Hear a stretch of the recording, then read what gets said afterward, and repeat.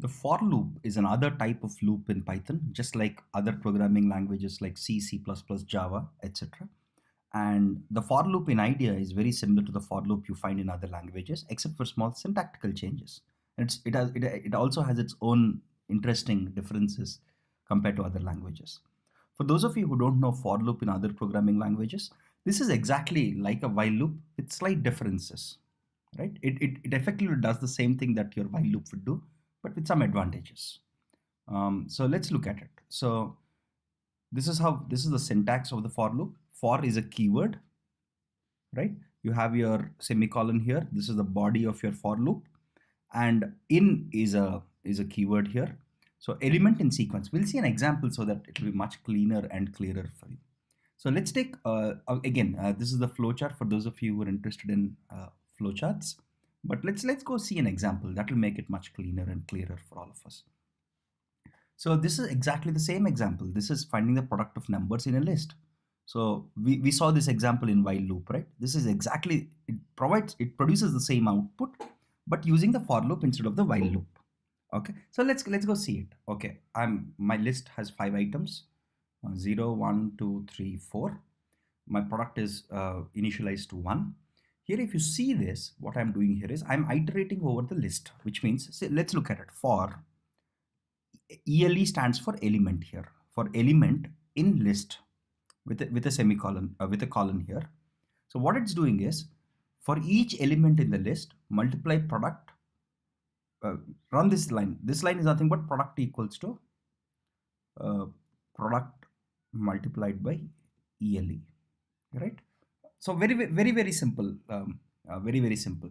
Here, the moment you do this, what happens here is your element, your ELE will take a value of 10 first, then it will take a value of 20 as part of the iteration.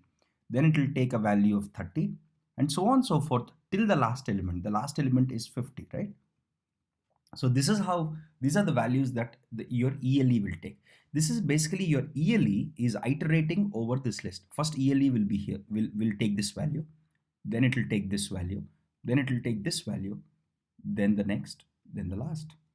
So this type of writing code, remember when we wrote it using while loop, we actually initialized index equals to 0 here, right? And in the loop itself, we said index plus equals to 1. And we saw that if you forget this line in the while loop, you're going to go to an infinite loop.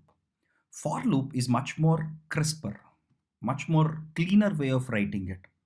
Of course, whenever you say for every element in the list, this seems much more easy to read, and you'll not get into the errors of infinite loops if you do not increment and things like that. So for loop is a much more crisper way of doing the same thing that while loop can do. Everything that while loop can do, you can do it with for loop and vice versa. Except that in the while loop, if you forget that increment statement, you could easily go into an infinite loop. Such a statement is less likely to happen in the for loop, especially in for loops like this, right?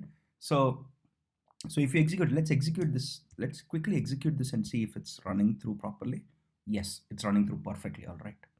Now, so this is called iterating over a list. This example, because your ELE is iterating through each element in the list, right? One after the other in sequence. There's a very interesting function called range function in Python. Let's see an example. So if I say for I in range 10, what it does is, the moment you say range 10, it will go from numbers of 0, 1, 2, so on, so forth till 9. Range 10 does not produce a list. It just iterates. This is basically what it's doing here is, every time I come back to this line, it will create the next item in this list. Okay, but it's not explicitly creating the list. So you're saving space here, right? By not creating the explicit list. But you can think of it like this. Whenever you have I in range 10, I will first be equal to 0, then 1, then 2, so on, so forth, finally 9, which is 10 minus 1. So range is extremely widely popular and extremely widely used for loops in Python. So let's take a slightly different example. So here what did we do? We just said range 10. Range 10 means it's going from 0 to 9, right? 0, 1, 2, so on, so forth, 8, 9. What if I want a slightly different ordering? So imagine if I write my range function like this, right? What it would do? It would start with 1. It would go up to 20. Okay, this is my start. This is my end. Okay, and this is called the step size. Basically, whenever I have to increment I, if my step size is 2, what I'll do is I'll go from 1, I'll add 2, which is 3. For 3, I'll add 2 again, which is 5, so on and so forth. So this in C is like this: for I equals to 1, I less than 20, I plus equals to 2. This is what you're representing with 2. So for those of you who know C, this is how it will look like exactly. This is exactly what it will look like. So for example, if I change, so the printing of this, when you see the print of it, it's going from 1 to 19. So let's change this slightly. So if I go here and if I say 1, right, it will print all the numbers up to 19. So this is exactly like range of 20 plus 1. Oh, sorry, range of 20, but range of 20 will start from 0, right? So it's not exactly equal to range of 20, because if I say range of 20, it will go from 0 to 19, right? But if I say range 1 comma 20 comma 1, it will go from 1 up to 19. So this is the start, this is the end, and this is the step size. So for those of you who know C, this is exactly like the for loop that I wrote. For I equals to start, I less than end, I plus equals to step size. For those of you who know C, C++, Java, this is exactly equivalent to that, right? So those of you who don't know, don't worry, you got the sense of it, you got the gist of it here. So let's go and change this to, let's say 5. If I do 5, what happens, right? So I am starting with 1. Okay, what if I start with 0? Let's see this small variation here.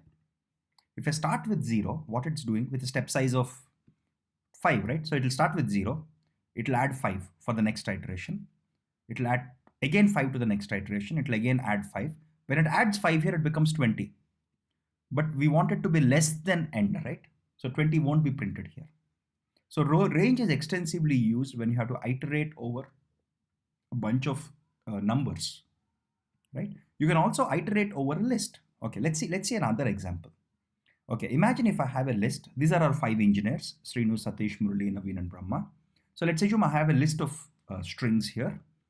Now what I could do is I could say for okay, there are 2 ways of doing it. Okay, so so this is one way. So what I'm doing here is I'm saying for index in range, what is length of list? So this is 0th item, 1st item, 2nd item, 3rd item, 4th item.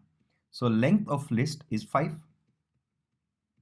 So range of 5 will go from 0, 1, 2, so on till 4, right? These 5 numbers, right? So I'm saying for index in this range. So now index will take a value of 0, 1, 2, 3, 4. Okay, print list of index, which means it will print these names, right? Right? This is basically iterating a list using index. Of course, I could have done it much more simply, which is as follows. Without using the range, I could have said, without using range, I could have simply said, okay, let me write one more line here. Let me write another for loop. For element in list, print element. Okay, suppose let's remove these 2 lines and let's run it. You still get the same thing, right? They both are exactly equivalent. The output that you got with this here, what am I saying? Here I'm saying for each element in the list, just print the element. This is much more convenient and much more crisp and clean and short and easy to read. Of course, you could have done it using the first approach also, where you said, okay, I mean, there are 2 ways of doing it. There are multiple ways of doing the same thing. Of course, I prefer the second way that I just wrote right now, which is much more elegant, right? Of course, you could have done it using this, and here we are using the range function to iterate over items in a list. You can do both of them, by the way. Now, just like your other loops, for loop also has an else. So whenever, okay, let's look at it. Okay, so what is this program? You have numbers, you have 3 numbers here, right? You print all the numbers, and once all the items are over, it will just go to the else statement. It says no more items or no item left in the list. Very, very simple, straightforward snippet of code. So as soon as you have iterated or you have gone through all the numbers in the list numbers, all the values in the list numbers, you come back here before you go to the next line of code. Okay. So else basically says whenever you fail this, whenever this condition, whenever you've iterated through all the elements, you just come and do else. Okay. Having said that, okay, this code is not very important. Let's go and write a more important code, which is Python program to display all prime numbers within an interval. Okay, this is super good. Okay, so we'll use for loops here. Let me just execute it. Yes, it's running perfectly. So imagine I have two numbers, index 1 and index 2. Okay, index 1 is 10, index 2 is 50.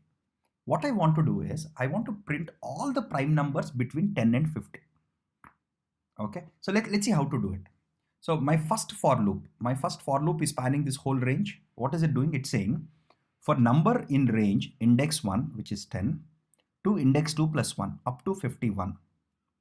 Okay, range 10 comma 51 will go from 10, 11, 12, so on till 50. If you want it to go till 50, you have to give a value of 51 here. So this for loop here, this for loop with the iterator or with the value num being iterated on is going from 10 to 51. Okay, so just write it. So this is going from 10 to 51. Okay, it's saying if number is greater than 1, yes, it is greater than 1, right? Because you're going from 10 to 50, right? If it's not greater than 1, of course, 1 is a prime number, obviously. Negative numbers can't be prime numbers. They have to be positive integers, right? So 1 is not taken into consideration. Okay, now this part of the loop, if you see this part of the loop, this is exactly like your while loop, if you think about it, where we are saying, given this number, so we have a number num. Now what we want to determine is num prime or not? That's what we're trying to do in this part. In this part, are we saying, is num prime or not? We are trying to determine that using this. So we are giving a variable called is divisible, false. Now I have a new for loop here. This for loop runs between this for loop will go from 2 to num, right? Which means it will go from 2 to, suppose my num is, let's say, 10. Okay, the first value here is 10, right? Then it will go from 2 to 9. It will try to divide num with all the values between 2 to num minus 1, right? So if my num is 10, let's say my num is 10, then it will try to divide each of the value. It will try to divide 10 by 2, 3, so on and so forth till 9. If any of them divides it, we are saying is divisible equal to true. And if it's not divisible, only then we print the number, or else we don't print the number, right? So this outer for loop, this is called a nested for loop, because we have a for loop, we have this for loop. So we have this for loop inside this for loop, right? So this is called a nested for loop. So this outer loop is going from numbers from 10 to 50, from 10 to 50, sorry, from 10 to 50, not 51. Okay, so 10, 11, 12, so on, so on, till 50, including 50. Okay, the inner loop is saying, given any number here, is it prime or not? And this logic is exactly like determining whether a number is prime or not, except that we are implementing it using for loop rather than while loop. So I strongly recommend you to understand this line, to understand this code, be patient, go through it line by line till the time you digest the whole idea. For those of you who know programming in C, C++, this will be straightforward. It's all about syntax, right? For those of you who don't know any programming, I think you should focus more and understand the constructs here. Okay, so when I run this, I get all my prime numbers between 10 to 50. And let's just change it. So instead of 10, if I just do 20 to 50, yes, 23, 29, 31, 37, 41, 43, 47. All of them are prime numbers. This is a simple example of using for loop to display all prime numbers in an interval.